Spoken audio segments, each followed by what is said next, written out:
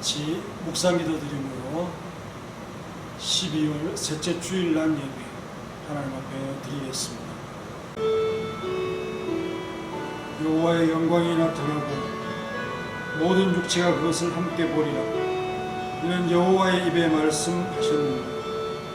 베들레헴 에브라다야, 너는 유다 족속 중에 작을지라도 이스라엘을 다스릴 자가 내게서 내게로 나올 것이라. 그의 근본은 상고의 영혼에 있느니라.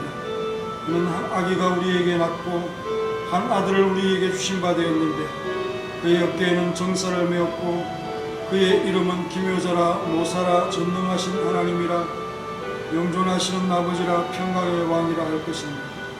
그 정사와 평강의 더함이 무궁하며 또 다윗의 왕자와 그의 나라에 군림하여 그 나라를 굳게 세우고 지금 이후로 영원히 정의와 공의로 그것을 보존하실 것이라. 천사가 이르되 무서워하지 말라. 보라, 내가 온 백성에 미칠 큰 기쁨의 좋은 소식을 너희에게 전하노라. 오늘 다윗의 동네에 너희를 위하여 구주가 나셨으니 곧 그리스도 주시니라. 하나님 감사합니다. 주님 앞에 온전히 드림되어지는 귀한 성도들의 삶을 받아 주옵소서. 주님이 택하시고 부르셨사오니 사용하시고 전능으로 역사하셔서 주의 일들을 감당케 하여 주옵소서. 보냄을 받을 때 감사하며 찬양하며 부르실 때 기뻐하며 화답하는 우리의 모든 모습들이 될 수 있도록 도와주시고, 주님의 은혜가 아니면 감당할 수 없노라. 진실이 진지하게 성심으로 주님 앞에 나올 수 있는 귀한 백성들이 되게 하시고, 왕이신 하나님을 섬김에 있어서 충성하며 순종하는 귀한 믿음들이 있도록 역사하시고, 성원학교회를 사랑하시며 이 전을 기뻐하시는 하나님을 향한 예배와 기도가 온전히 드려질 수 있도록 도와주옵소서. 이전에 참여한 모든 성도들을 기쁨으로 받아주시고, 또한 영상 예배로 주님 앞에 드리는 믿음의 눈들도 주께서 역사하시고 이끌어주시며 함께하여 주옵소서. 예수님의 이름으로 기도하옵나이다. 아멘. 찬송가 104장 하겠습니다.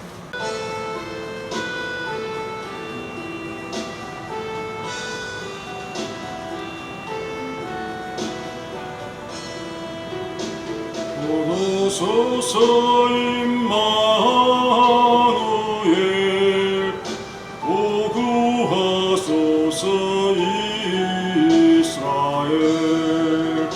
그 포로생활 고달파 메시아 기다립니다. 기뻐하라 이스라엘,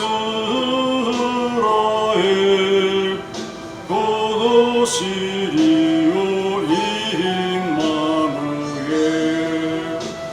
곧 오소서 지혜의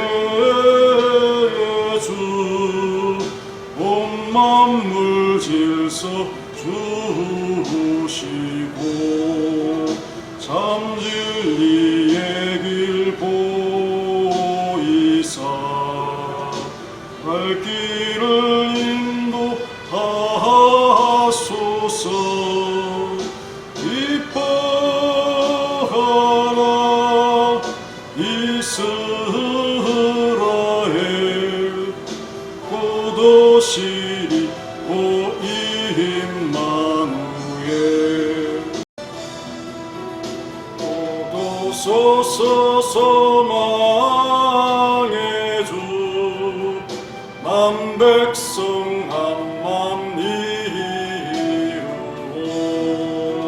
시기와 분쟁 없애고 장평화 채워 주소서.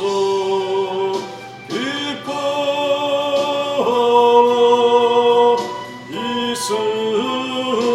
이스라엘, 곧 오시리오 임마누엘. 아멘. 사도신경으로 신앙 고백하겠습니다. 전능하사 천지를 만드신 하나님 아버지를 내가 믿사오며 그 외아들 우리 주 예수 그리스도를 믿사오니 이는 성령으로 잉태하사 동정녀 마리아에게 나시고 본디오 빌라도의 고난을 받으사 십자가에 못 박혀 죽으시고 장사한 지 사흘 만에 죽은 자 가운데서 다시 살아나시며 하늘에 오르사 전능하신 하나님 우편에 앉아 계시다가 주로서 산자와 죽은 자를 심판하러 오시리라. 성령을 믿사오며 거룩한 공예와 성도가 서로 교통하는 것과 죄를 사하여 주시는 것과 몸이 다시 사는 것과 영원히 사는 것을 믿사옵나이다. 아멘. 찬송가 118장 하겠습니다. 영광 나라 전사들아 땅 끝까지 날면서 하나님을 찬양하고 구주나심 전나라 경배하세 경배하세 나신 왕께 절하세 들에 있던 목자들이 밤에 양떼 지킬 때 천사들이 나타나서 주의 나심 전했네. 경배하세 경배하세 나신 왕께 절하세 박사들도 기뻐하며 밝은 비를 따라가 구주 예수 나신 것을 널리 증거하였네. 경배하세 경배하세 나신 왕께 절하세 성도들아 간절하게 주를 사모하다가 영광 중에 나타나신 주의 얼굴 배었네. 경배하세 경배하세 나신 왕께 절하세 성도들아 찬양하라 성부 성자 성령께 우리 모두 소리 높여 삼위일체 찬양해. 경배하세 경배하세 나신 왕께 절하세. 아멘. 기도하겠습니다. 희생이 동반된 지실된 사랑을 베푸시는 우리의 하나님, 2020년 성탄절을 5일 앞두고 12월 셋째 주 예배를 비대면으로 영상으로 드리지만 주님을 향한 우리의 마음은 같습니다. 우리는 하나님의 구원과 사랑의 은혜를 입었고 받은 백성입니다. 하나님과의 교제가 전부이고 끊임없음을 고백합니다. 사람의 눈에 보이는 것에만 정성을 다하게 되는 유대인들의 외식의 신앙을 따라하지 않게 하옵소서. 마음이 없는 행위는 하나님께 성심으로 인정받을 수 없음을 기억하게 하옵소서. 오늘도 하나님의 은혜의 바구니에 담긴 것을 확인합니다. 소망의 불을 지피는 은혜, 복음을 이해시키는 은혜, 하나님의 능력과 함께 하심의 복을 받은 은혜입니다. 하나님의 은혜의 결정체이신 우리에게 구원을 주시는 아들, 하나님과 동등되신 존귀한 아들, 우리를 다스리시는 왕을 인자로 우리에게 보내셨으니 하나님으로서 온전히 섬기게 하소서. 구원을 이루시는 주의 말씀을 믿음으로 받아 그 말씀이 이루어지도록 우리를 맡기고 바치게 하소서.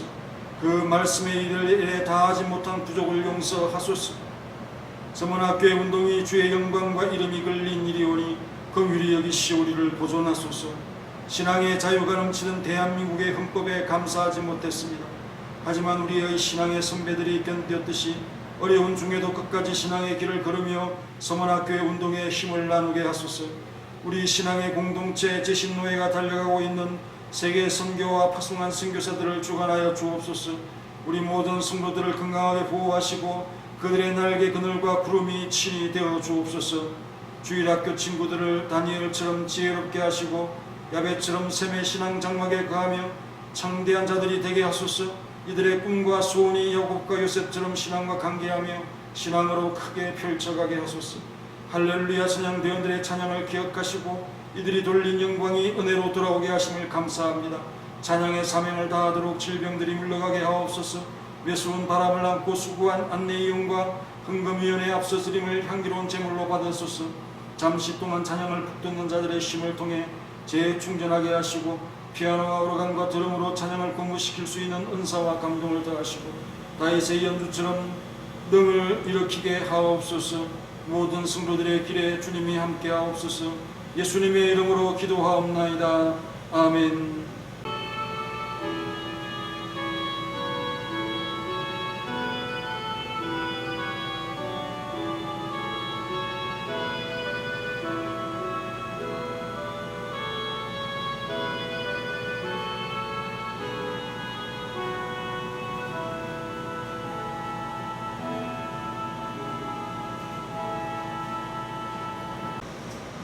오늘 말씀은 누가복음 1장 26절로 38절까지의 말씀입니다.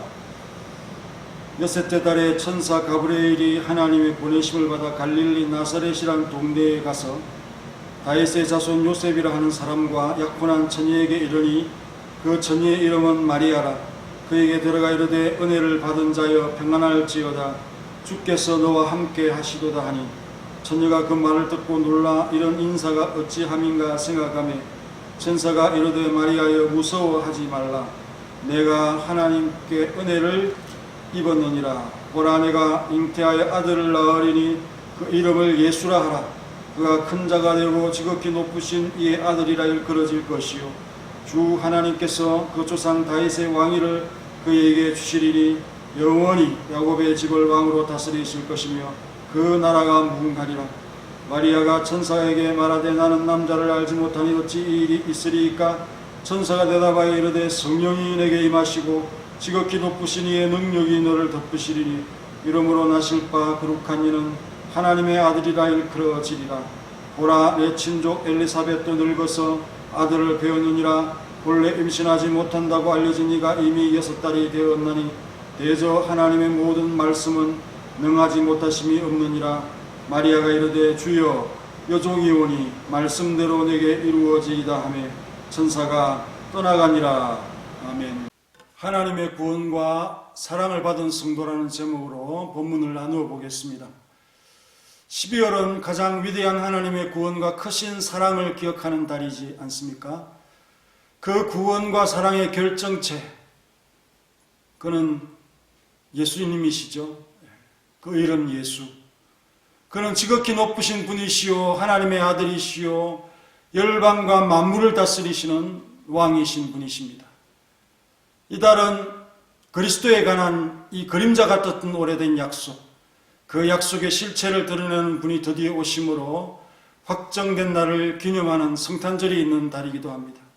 비록 성탄절을 우리 모두가 함께 즐거워하지 못하게 된 상황이지만 우리 신앙 양심으로 몸은 다 모일 수 없어도 마음으로는 교회 안에 함께 있다고 생각하시면서 이 기쁨을 나누기를 원합니다.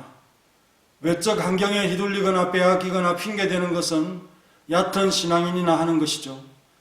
우리는 그 모든 위험을 깨닫고 슬기롭게 대처하고 이기는 성숙한 서문학교의 성도가 되어야 하겠습니다. 저는 그렇게 이기도록 여러분들을 도와주는 도구에 불과합니다.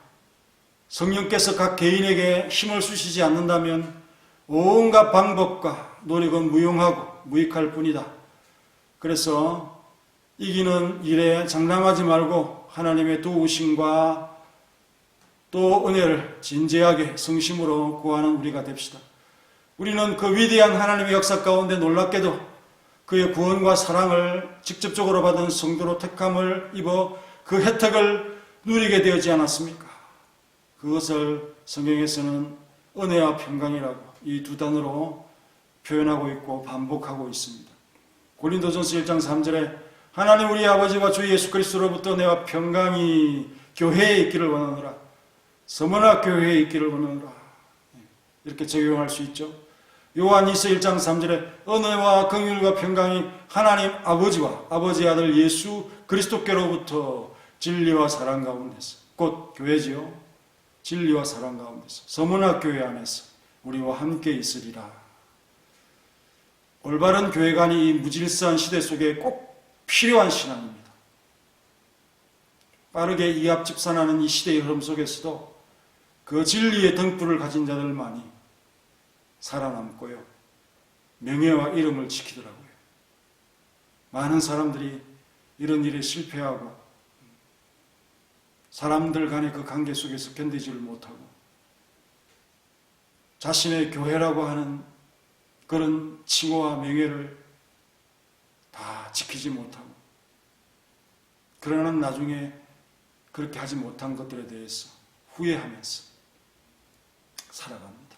물론 하나님께서 여러 가지 방식으로 일하는 것은 다 개인마다 다르지만요, 저는 무엇보다 그것이 중요하다고 생각합니다. 하나님의 구원과 사랑을 받은 성도 첫 번째, 하나님께 은혜를 입고 평안을 가지는 성도입니다. 본문 26절에서부터 30절까지를 보면요, 거기에 은혜를 받았다, 은혜를 입었다 하는 이 표현이 등장합니다. 은혜를 받은 자여 평안할지어다. 주께서 너와 함께 하시도다. 은혜를 하나님으로부터 받았으니 염려할 것 없다, 두려워할 것 없다, 무서워할 것 없다. 내가 하나님께 은혜를 입었느니라. 이 은혜가 매우 중요하다는 것을 말씀하고 있는 듯합니다. 여섯째 달에라고 했죠. 여섯째 달에. 이 말은 세례 요한의 출생을 알리는 사건에 이어진 그리스도 예수의 탄생 고지임을 말하는 것입니다. 하나님은 적어도 이 위대한 구원 역사의 처음에 두 가지를 숨기신 가운데 엄청나게 확장하는 방식으로 일을 하시고 계십니다. 누가복음 1장에는 주인공이신 예수님보다는 세례 요한의 출생이 더 다루어지고 있습니다. 그는 제사장의 아들이죠. 그래서 일찍부터 여러 사람들에게 공포되었고 알려졌습니다. 그의 신비한 출생에 대해서 얼마나 많은 사람들이 알고 또 회자되었겠습니까? 그러나 정작 중요한 그리스도에 대한 약속은 이름 없는 조그만한 시골 동정녀에게 주어지지 않았습니까?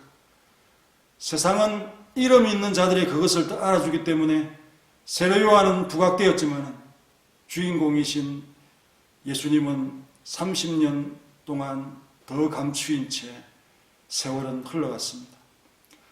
심지어 활동을 시작하신 예수님에 대해서 세례 요한이 다시 등장한 것이 아닌가, 이렇게 우리 예수님을 세례 요한보다도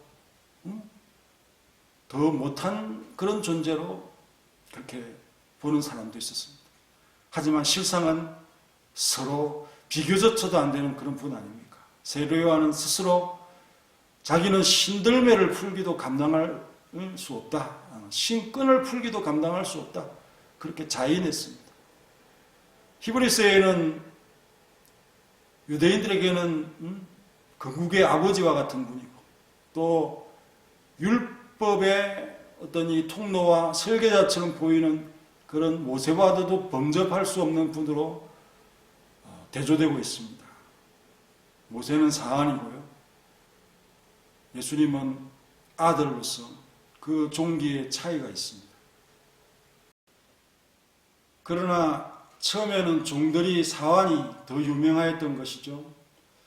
그리고 유대의 중심이 예루살렘이 아닌 갈릴리 나사렛이라고 하는 한 동네의 여인에게 그 사명과 비밀을 맡깁니다.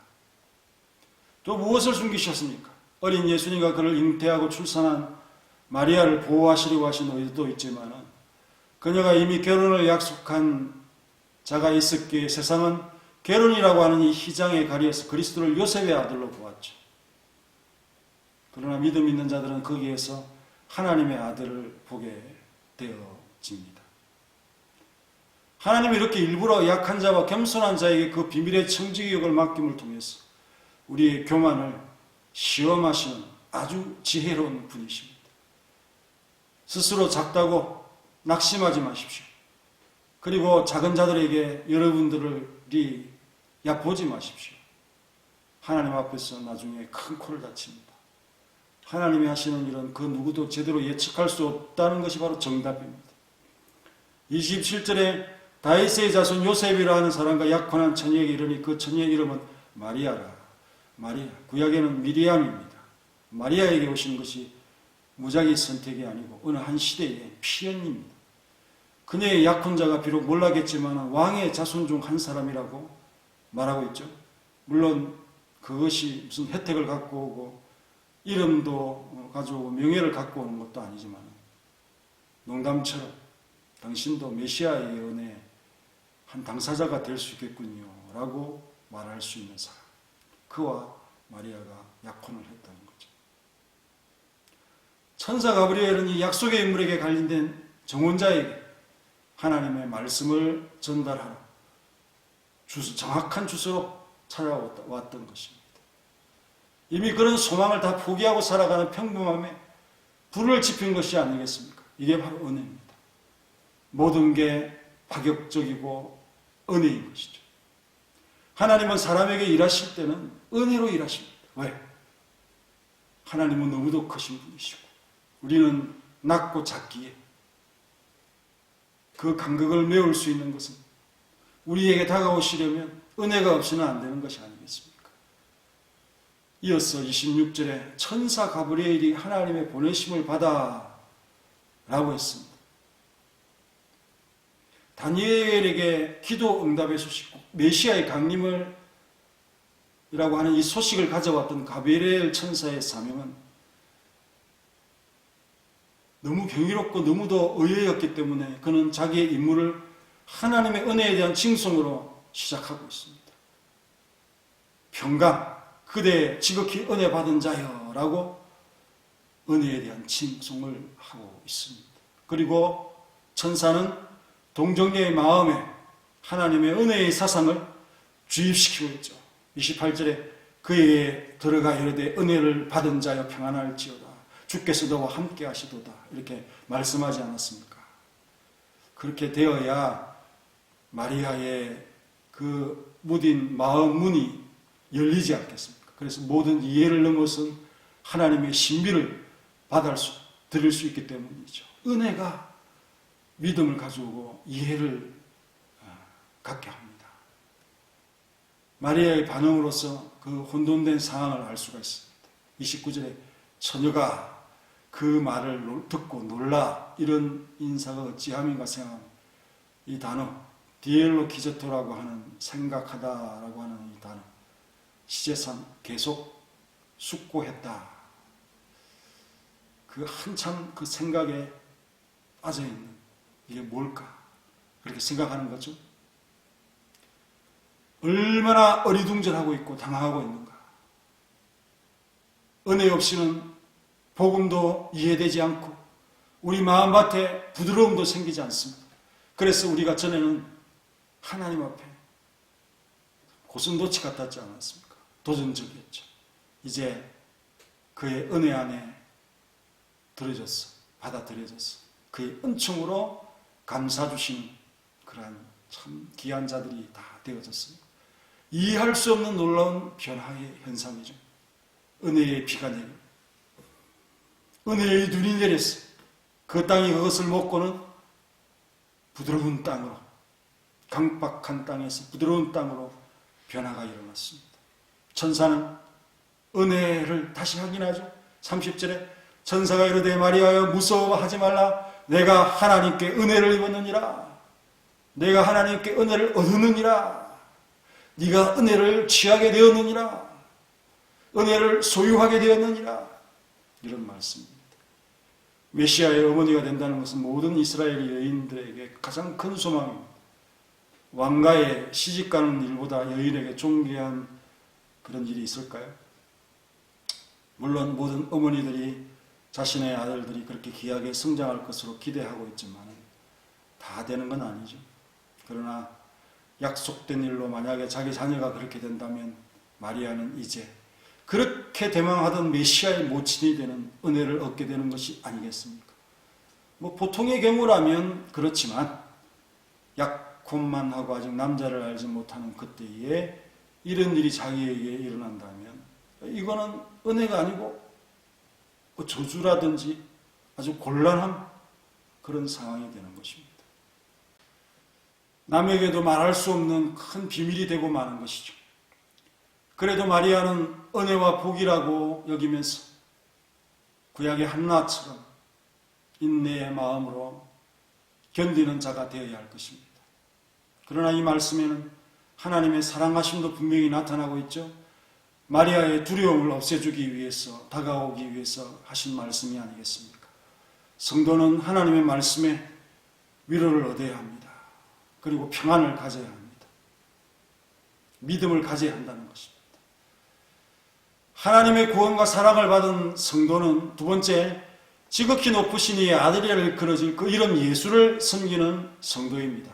본문 31절과 32절에서 보면요, 33절까지 보면 보라 내가 잉태하여 아들을 낳으리니 그 이름을 예수라 하라. 그가 큰 자가 되고 지극히 높으신 이의 아들이라 일컬어질 것이요 주 하나님께서 그 조상의 다윗의 왕위를 그에게 주시리니 영원히 야곱의 집을 왕으로 다스리실 것이며 그 나라가 무궁하리라 라고 했습니다. 선지자의 예언을 인용하는 것만큼 사람의 이해를 돕는 그런 좋은 방법이 없지요. 천사의 말은 마리아의 평소 가졌던 소망에 관한 말씀입니다. 무엇보다 이 말씀은 동정녀 혼자만 들으라고 전달된 것이 아니다. 곧 온 지구상에 공포될 복음의 핵심적인 것을 내용으로 하고 있습니다. 예수라는 이름에는 구원의 약속과 세상에 보내심을 받은 그리스도의 목적이 드러나고 있습니다. 보라, 내가 잉태하여 아들을 낳으리니 그 이름을 예수라. 독생자는 세상의 멸망이 아니라 구원을 위해 오신다는 거죠. 그 이름 예수의 위대함을 찬양하고 감사하고 그 이름의 능력을 믿어야 합니다. 그 이름은 위대한 하나님의 구원 역사의 키이십니다. 이 이름은 사람으로부터가 아닌 하나님으로부터이며 사람의 선택이 아닌 그의 명령에 의해서 정한 것임을 알게 해주는 말씀입니다. 그 이름을 예수라 하라. 하나님께서 이삭이라고, 하나님께서 예수라고 하라고 명한 것입니다. 특별히. 보통 사람들의 이름의 성격과 완전히 다르지 않습니까? 따라서 이 이름에는 함부로 사람이 흔들 수 없는 하나님의 절대 권위가 주어져 있습니다. 이 이름 앞에 모두 순종하고 겸손할 준비가 되었습니까? 영접하면 구원을 가지게 되는 위대한 이름입니다. 또한 그의 지위에 대해서 32절에 그가 큰 자가 되고 지극히 높으신 이의 아들이라 일컬어질 것이요. 천사나 왕들과 구별되는 지위와 신분을 말씀하고 있습니다. 우리의 자녀됨은 양자됨이요 부유한 것이지만 예수님은 타고난 것이고 우리와 다릅니다. 그래서 사람의 몸을 입고 태어나자마자 그가 하나님의 아들이 된 것처럼 풍기는 이 의도는 다 이단들이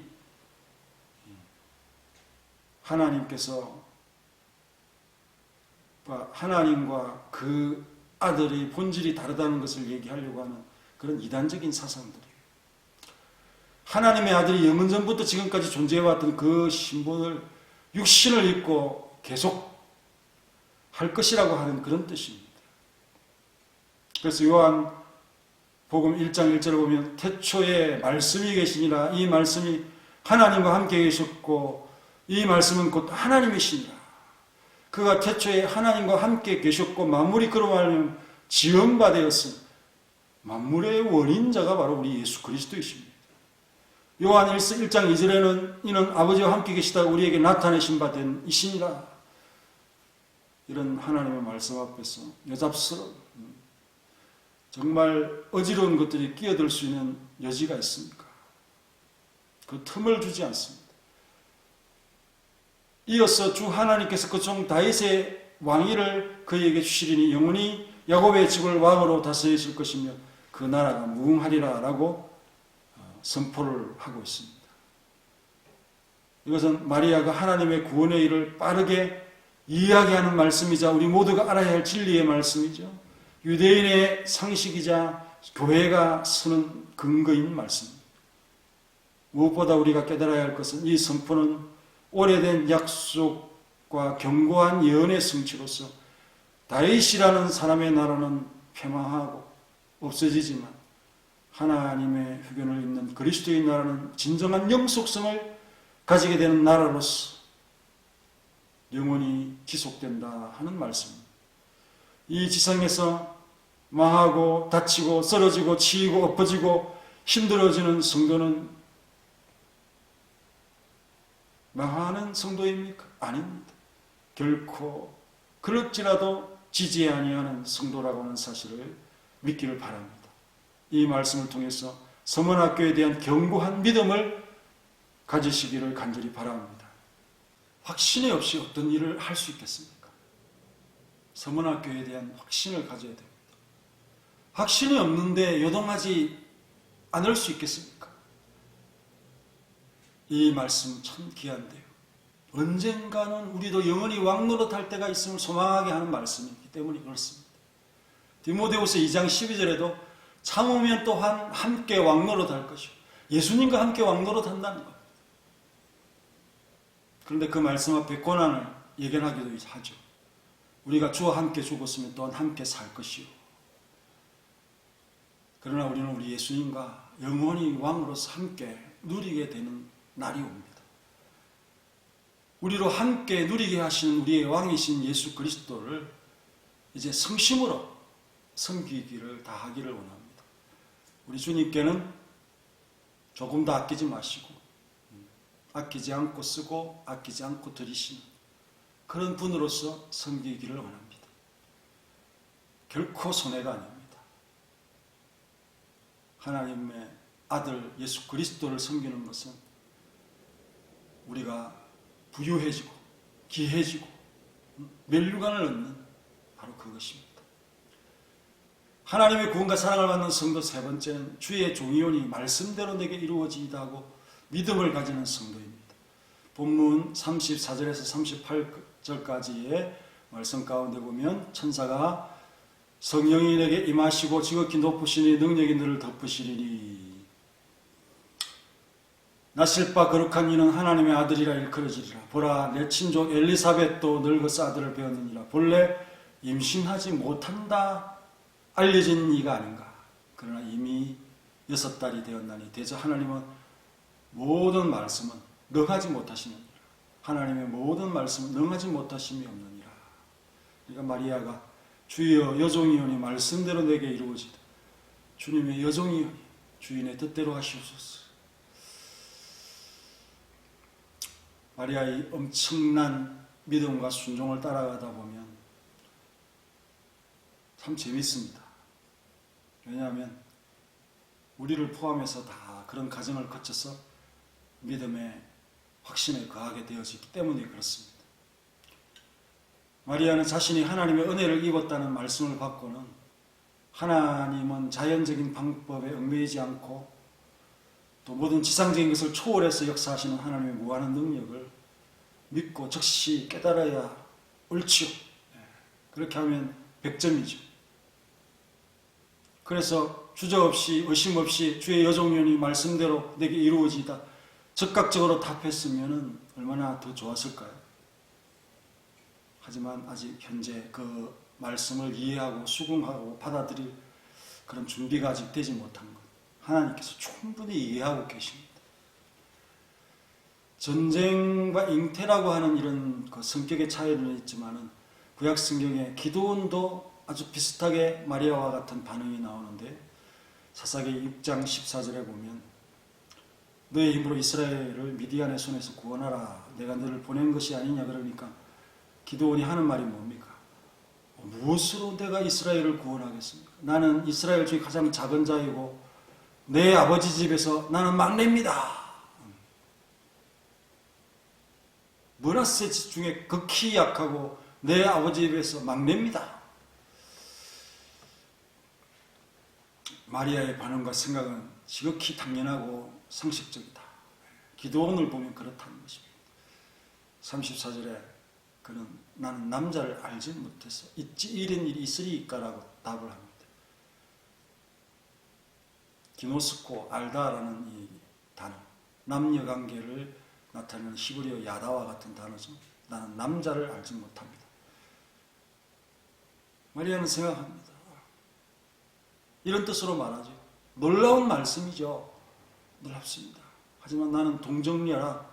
첫 단계부터 이 일은 나에게 일어날 수 없는 일입니다. 내가 아직 아이를 낳는다는 것이 아니지 않습니까? 그것이라면 내가 아닌 잉태가 가능한 여인을 찾았어야 하는 일이 아닙니까? 저를 잘못 찾아온 것 같은데요. 그 메시지는 나에게 올 것이 아닌 것 같습니다. 그런 심정이죠. 뭐 그렇다고 해서 마리아가 의도적으로 하나님의 말씀을 의심하고 하나님의 능력을 얕잡아보는, 그걸 또 자기의 이해도에 맞춰서 생각하는 그런 점도 분명히 없습니다. 너무 갑작스럽게 당하는 일이라 이런 질문을 하고 있는 것이죠. 우리도 당연히 그렇게 질문할 수밖에 없겠죠. 마리아 자신이 이해하지 못하는 문제에 대해서 질문을 제기하는 것은 어쩌면 당연하지 않습니까? 그 믿음이라고 하는 것은 하나님과 사람 사이에 이해도를 맞추어가는 것이다. 하나님 자신도 무턱대고 자신의 일을 받아들이라고 강요하지는 않습니다. 마리아가 이 문제의 엄청난 위험에 압도되어 어쩔 줄 모르는 가운데 있는 한 평범한 여인에 불과하다는 것을 어찌 하나님께서 모르시겠어요?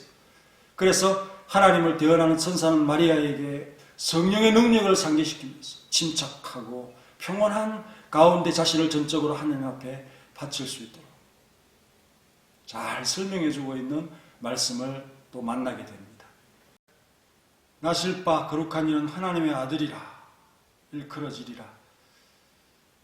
하나님께서는 마리아의 대답에 대해서 가볍게 용서해 주시면서 천사를 통해서 은혜롭고 정중한 대답을 주셨습니다. 여기서 임하시고라고 하는 35절의 말씀은 자연의 방법으로는 불가능한 비상한 행동이 뒤따를 것이라는 점을 보여주는 말씀이죠. 곧 지극히 높으신 이의 능력이 그를 덮을 것이라 라는 말씀이 나타나고 있습니다. 그 덮다라는 표현, 오브섀도우라는 영어 단어인데요. 그늘지게 하다, 가리다. 흔히 하나님께서 자신의 백성을 보호할 때 그림자에 비교하는 말입니다. 여기서는 하나님의 은밀함과 신비함을 강조하는 은유적인 표현입니다. 곧 성령의 활동이 구름이 내려와서 사람의 시야를 가려놓는 것 같이 은밀하다는 의미죠. 하나님께서 이적을 행하실 때 그 모든 것들을 다 우리에게 나타내 보이시지 않습니다. 우리 편에서도 하나님께서 비밀로 하시려고 하는 것을 더 알려고 할 필요가 없죠. 다만 신중하게 찬송하는 그것으로서 우리는 수긍하고 받아들여야 되죠. 여기까지 이해도를 진척시켰음에도 어찌 그런 일이 있을 수 있습니까? 하면 그건 진짜 불신앙입니다. 이어서 이름으로 나실 바 거룩한 이는 하나님의 아들이라 일컬어지리라 하시는 이 말씀은 성령으로 나신 이와 너무도 잘 어울리는 우리의 진리가 아니겠습니까? 성령으로 나실 분은 거룩과 영광에 있어서 모든 피조물을 능가하며 우리 인간의 수준에 머무르지 않는다는 것입니다. 그는 영원한 분으로 하나님의 아들이었고 또한 인간의 육신을 입고 하나님의 아들로서 나타나신 동일하신 분이신 것을 우리는 진리로서 믿고 있습니다. 그것과 맞는 신비로운 천상적인 출생 방법이고 보통 사람의 출생과 가정과 구별되어지는 바로 그것이다. 주님은 자신을 인자라고 하시면서 참된 인간인 사실을 학언하고 많이 부각을 시켰습니다. 그러나 하나님의 아들이시고 신적 기원을 가지시는 분이시라는 이 사실을 부정하는 말이 결코 아니다. 죄를 대속하는 자로서 인간의 몸을 입으신 주님을 더 참 강조하는 그런 말씀, 고난의 주로서 그렇게 인자라고 말씀을 하시는 것입니다. 하나님의 아들이 우리와 형제가 되기 위해서 우리와 똑같은 처지를 자청하신 놀라운 하나님의 아들의 오심입니다. 그가 우리의 죄와 죽음을 없애고 우리의 육신을 입고 사단을 정복하기 위해서 참된 중보자가 되기 위해서는 꼭 참된 인간이 되어야 합니다. 자신이 남들을 깨끗하게 하기 위해서 온갖 불법과 흠이 없는 존재로 출생하셔야 되죠. 그래서 그리스도는 다윗의 후손으로 태어났지만 타락한 본성의 오염은 전혀 취하지 않으신 출생을 보여주시는 말씀인 것입니다. 중보자로 대속주로서 의심할 수 없는 자격을 취하신 분이심을 우리에게 알려주고 있습니다. 우리의 위대한 신앙을 가르쳐주고 있는 우리의 진리와 일치한 사항 설명인 것입니다. 여기에 덧붙여 한 가지 사실로 확정하시는 하나님의 세밀함 또 친절함을 우리가 알 수 있는 말씀이 또 등장하는데요. 36절에 엘리사벳의 그 기적적인 출산에 대해서 알려줍니다. 벌써 그렇게 아이를 낳지 못한다고 하는 여인이 이미 잉태해서 6달이 지났다. 엘리사벳의 그 불임이나 노령이 하나님께서 그를 어머니로 만드는 일에 장애가 될 수 없다는 사실을 알려주죠. 마리아의 믿음이라면 뭐 이런 것을 말씀해 주지 않아도 충분히 믿을 수 있지만 더 그 확정적인 것을 주시기 위해서 이런 참 세밀하고 더 한 가지 더 말씀하시고 더 충분히 표적을 보고 알 수 있도록 하시는 하나님의 선하심을 또 만나게 되어집니다. 하나님은 이처럼 우리에게 또 매일매일 세밀하게 도와주고 계시고 지켜주시는 하나님이신 것을, 그런 성품을 가지신 분이신 것을 믿기를 원합니다. 우리로 진리를 확신시켜주기 위해서 그것을 확정하여 주는 온갖 증거를 제시하십니다. 그것에 대한 확실한 반응이 무엇입니까? 아멘이죠. 아멘. 아멘을 가진 자들은 어떤 믿음을 가져야 합니까? 37절 대저 하나님의 모든 말씀은 능하지 못하심이 없느니라. 이 믿음은 아주 오래된 믿음이죠. 창세기 18장 14절에 여호와께서 능하지 못한 일이 있겠느냐, 기한이 이를 때 내가 내게로 돌아오리니 사라에게 아들이 있으리라. 사라가 아들을 낳을 수 있는 가능성은 아예 없다고 볼 수 있는데 이렇게 죽은 가지에도 생명을 부여하실 수 있는 분이시라는 사실을 믿으라고 말씀을 주시고 있습니다. 하지만 모든 사람들이 말로는 하나님의 전능을 인정하고 고백하지만은 하나님께서 우리의 생각 밖에 무슨 약속을 하고 일을 하신다고 할 때 망설이게 되죠. 아브라함도 마찬가지고. 불신자들은 하나님이라고 하는 이름에서 전능자라고 하는 이 개념을 도무지 취할 수가 없는 자들입니다. 그런데 신자라고 칭하는 자들이 어리석게 이와 유사한 길로 들어선다는 거죠. 노선이 어쩌면 그렇게 같습니까? 오직 하나님의 주권을 분명하고 확고하게 마음에 새기는 자들만이 신앙을 가로막는 여러 가지 장애들을 쉽게 극복할 수 있다. 그렇습니다. 하나님의 말씀에는 어떤 장애물도 있을 수 없으므로 하나님께서는 반드시 약속을 성취하실 것이라는 믿음을 가져야 그가 비로소 성도라고 칭할 수 있을 것입니다. 하나님에게는 불가능한 것이 아무것도 없습니다. 따라서 말씀대로 내게 이루어지이다 하고 한 이 동정녀의 화답, 이것은 위대한 고백인데요. 즉시 헌신과 기도에 내맡긴다 하는 그런 뜻이고, 더 나아가 결과를 그저 하나님이 가져오실 때까지 기다린다는 그런 말이 아니라 간절하게 소망한다고 하는 그런 의미로서 말씀대로 내게 이루어지, 좋습니다. 그 말씀대로 내게 되어지기를 원합니다. 이 얼마나 위대한 신앙 고백입니까? 38절 주여 여종이오니 말씀대로 내게 이루어지이다. 이것이 한 평범한 나사렛 여인에 불과한 자의 용기와 결단이고 순종임을 잊지 맙시다. 아마도 이 대답을 하면서도 여러 가지 생각이 그의 머릿속에 마음을 참 괴롭히면서 등장하지 않겠습니까? 신앙을 저울질하면서. 아니, 천사의 말을 전적으로 불신하게 하려는 저항감이 일어났을지도 모릅니다. 그러나 마리아는 지혜롭게도 다른 것이 끼어들 여유가 없게 순종하는 마음으로 자신의 속을 억누르고 견제하고 있습니다. 우리는 우리의 생각의 노예가 되지 말고 우리는 반드시 하나님의 일에 장애가 되는 생각들을 제어하면서 나아가야 됩니다. 이 믿음을 갖는 것은 결코 쉽지 않아요. 마리아의 상황을 생각해 보십시오. 이 일이 자신에게 일어나면 앞으로 자신에게 어떤 불이익과 어떤 불행한 일이 연속될지 모르는 거예요. 가장 큰 일은 정환한 것이 파탄이 날 수밖에 없는데, 당시 마리아는 요셉이라는 이 청년과 정혼한 상태입니다.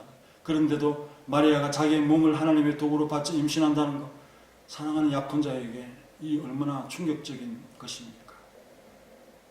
자기 개인으로서는 돌에 맞아 죽는 일까지 각오해야 될 일이고요. 여러 사람에게 파장을 일으킬 일이 쉽게 수긍이 되겠는가? 어찌 평범한 동정녀가 이 모든 것들을 한꺼번에 다 쉽게 감당할 수 있겠습니까? 그러니 이렇게 말하는 그 가정 자체가 얼마나 힘든 일인가를 우리가 생각해 볼 때, 주의 예조문이 말씀대로 내게 이루어지이다 하는 이 고백, 모든 것을 다 감안하고 하나님 앞에 맡기는 이 위대한 믿음을 우리는 발견하게 됩니다. 얼마나 대단한 순종이고 아멘입니까? 우리는 많은 생각을 하고 그런 일은 감당할 수 없습니다 라고 정중하게 답하지 않았겠습니까? 도대체 다윗의 왕자라는 것이 어디 있단 말입니까? 모든 권력과 그 위험이 다 사라진 지 오래인데 누가 이 일을 하겠습니까? 하고 반문하지 않겠습니까? 만약에 마리아가 육신적인 판단을 했더라면 틀림없이 그 천사의 메시지, 그의 시시한 이야기로 흘려버리고 말았을 겁니다. 천사가 떠나간 후에 그 믿음은 식어져 버렸을 것입니다. 사람들의 창조주의 사건과 그리스도의 강림과 죽음 이후의 부활의 문제를 취급하듯이 어떤 사람들의 신앙 속에만 있는 그런 이야기밖에 되지 않았을 것입니다. 그러나 우리에게 이 복음을 부패한 생각에 저항 없이 받아들이는 믿음의 사람으로 삼아주시고 구원과 사랑을 받게 하시는 이 하나님의 은혜 앞에서 크게 영광 돌리는 우리 사랑하는 모든 성도들이 되시길 바랍니다. 하나님께 크게 영광 돌립시다. 아멘. 사랑을 받은 성도로서 위대한 이름 예수, 지극히 높으신 분이시오 하나님의 아들이시오 열방과 만물을 다스리는 왕으로서 영광 돌리며 믿음을 갖기를 원합니다. 우리 예수님께서 출생하실 때에 하나님은 우리 예수 그리스도를 감추이시고 작은 자에게, 약한 자에게 자신의 이 위대한 비밀을 맡기시는 놀라운 역사를 펼쳤습니다. 우리 인생에게 다가오실 때 하나님은 은혜를 가지고 다가오실 수밖에 없는 아주 크신 그런 분이십니다. 무지하고 이해력도 딸리고 무능한 우리를 하나님의 사람으로 세우기 위해서 은혜 외에는 없다 하는 이런 사실 앞에서 우리의 삶을 변화시키는 하나님의 은혜, 구원의 은혜를 주님의 사랑을 입은 자로서 주의 일을 감당할 수 있는 우리 모두가 될 수 있도록 도와주시오. 이 하나님의 말씀이 항상 우리 곁에 있음을 감사한 우리가 되게 도와주시옵소서. 하나님 또한 그 이름 예수, 우리의 영원하신 왕을 영접하고 섬기는 자로서의 우리의 삶을 가지는 성도들이 될 수 있도록 도와주시옵소서. 정말 예수님의 이름은 하나님께서 의미한 신적 건지로서 주어지신 우리를 구원하시고 건지시는 이름으로 우리에게 나타내 주신 이름이십니다. 지극히 높으신 이의 아들로서 천사나 왕들과 구별되는 지위와 신분을 가지시고 본래부터 하나님의 아들이신 우리 예수님, 그분께서 이 땅에 육신을 입고 오셨습니다. 우리의 죄를 계속하시는 놀라운 구원의 복음을 우리가 가지게 되어졌습니다. 우리 주님과 함께 고난을 참고 십자가를 질 때 우리의 장래는 우리 예수님과 함께 왕노릇합니다. 바로 그 은혜가 우리에게 기다리고 있음을 믿고 우리 예수님을 잘 섬길 수 있는, 왕으로서 잘 섬길 수 있는 믿음을 주시옵소서. 하나님 또한 하나님께서 크신 말씀을 하실 때 그것을 나의 참 얕은 지혜와 또 마음으로 그것을 받지 못하고 뱉어내는 우리의 모습이 아니라 하나님의 말씀대로 내게 이루어지이다. 나는 주님의 종입니다 라고 겸손히 내 자신을 주님 앞에 드릴 수 있는 마음이 되게 하옵소서. 하나님은 전능하신 분으로 그 말씀이 하지 못할 일이 없습니다. 우리는 지혜롭지 못해 또 생각의 노예가 되어서 끌려다니고 있지만 참으로 하나님의 능력 안에서 자유로워질 수 있는 우리의 믿음이 되게 도와주시옵소서. 그 믿음을 내 마음속에 갖기 위해서 하나님이 노하시지 않는 선에서 계속하여 질문할 수 있도록 확인할 수 있도록 도와주시옵소서. 그리고 우리 서문학교회가 바로 그 하나님의 말씀 앞에 세워졌다고 확신할 때 우리 자신을 주님을 위해서, 교회를 위해서 정말 생명을 다해 바쳐드릴 수 있는 우리 서문학교의 모든 성도들이 될 수 있도록 도와주옵소서. 예수님의 이름으로 기도하옵나이다. 아멘. 찬송가 122장 참 반가운 성도여 다 이와서 베들레헴 성 안에 가봅시다. 저 구유에는 이신 아이를 보고 엎드려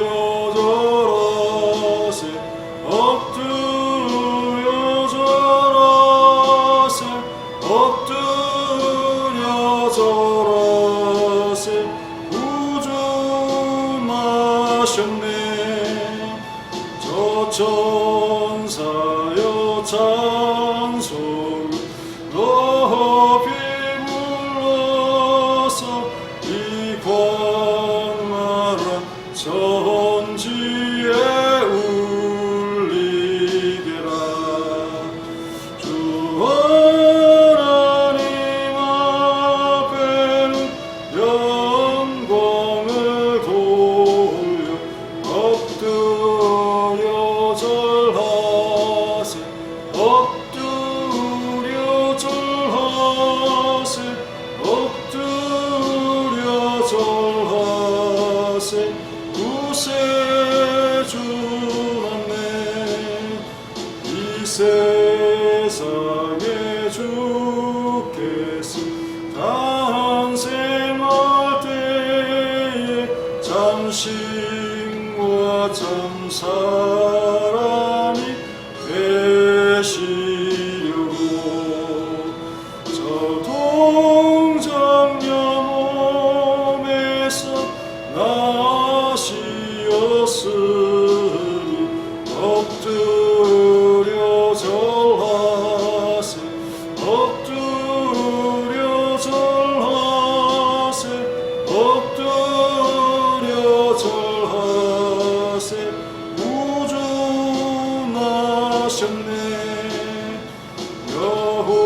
여호와의 말씀이 육신을 입어 날 구원할 구주가 되셨도다. 별 감사한 찬송 주 앞에 드려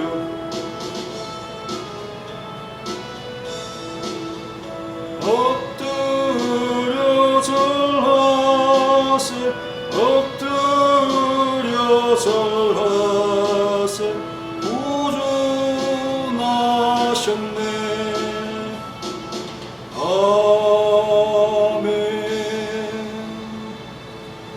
하나님 앞에 드린 귀한 예물을 받으시옵고 주님의 은혜에 대한 감격과 감사로서 드리는 귀한 예물이 될 수 있도록 도와주시고 하나님을 찬양하고 감사하는 그 노래들이 우리에게 충만할 수 있도록 도와주옵소서. 만물 가운데 피조 가운데 또한 그 가운데 어떠므로 지으신 사람으로서 하나님 앞에 제대로 가치를 바라는 우리 성도들이 될 수 있도록 도와주시옵소서.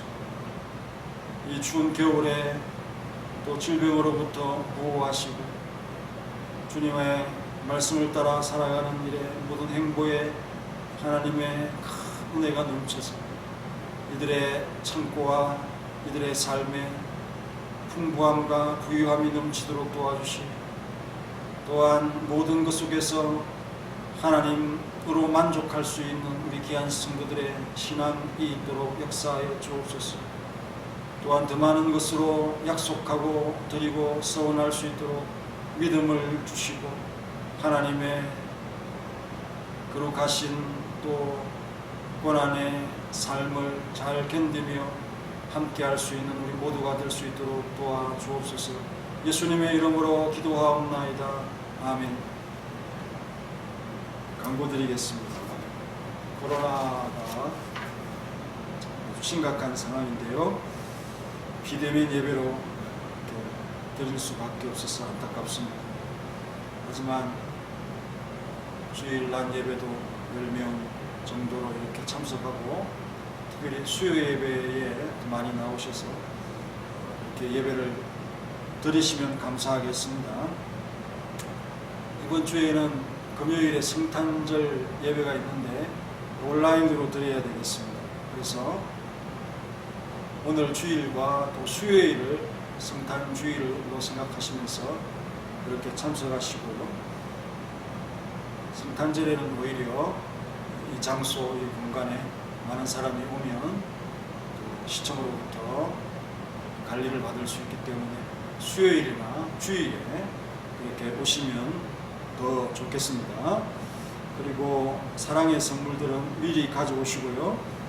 또 헌금도 미리 준비하셔서 교회 오실 때마다 그렇게 하시고 송구영신 예배까지 그렇게 해주시면 좋겠습니다. 그리고 마지막 주일에는 직원인민과 헌금 작정이 있는데 이것도 온라인 예배를 드리기 때문에 여러분들이 오실 때 그 서류에 기록을 하셔서 자신의 헌금함에 이렇게 넣어주셔서 행정적으로 지장이 없도록 그렇게 해주시기 바랍니다. 다 같이 일어나셔서 찬송가 115장 찬송하신 이후에 축도로 마치겠습니다. 115. 기쁘다 구주 오셨네. 만 백성 맞으라 온 교회여 다 일어나 다 찬양하여라 다 찬양하여라 다 찬양하여라. 구세주 탄생 예수님 다 찬양하여라. 이 세상에 만물들아 다 화답하여라 다 화답하여라 다 화답하여라. 은혜와 진리 되신 주 다 주관하시니 만국 백성 구주 앞에 다 경배하여라 다 경배하여라 다 경배하여라.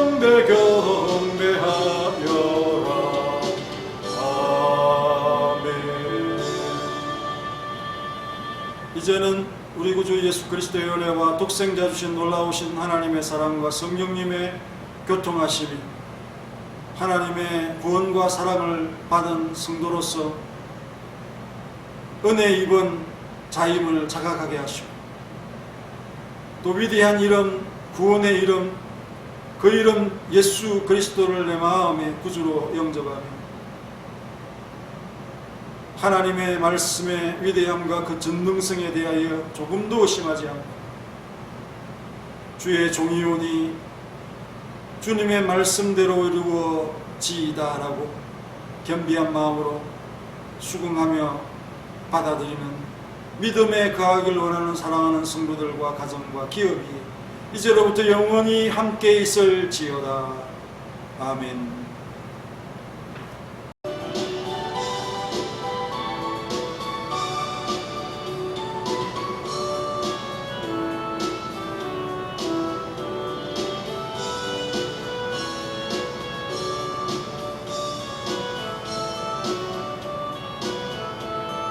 찬양하여 찬양하여. 안녕히 가십시오.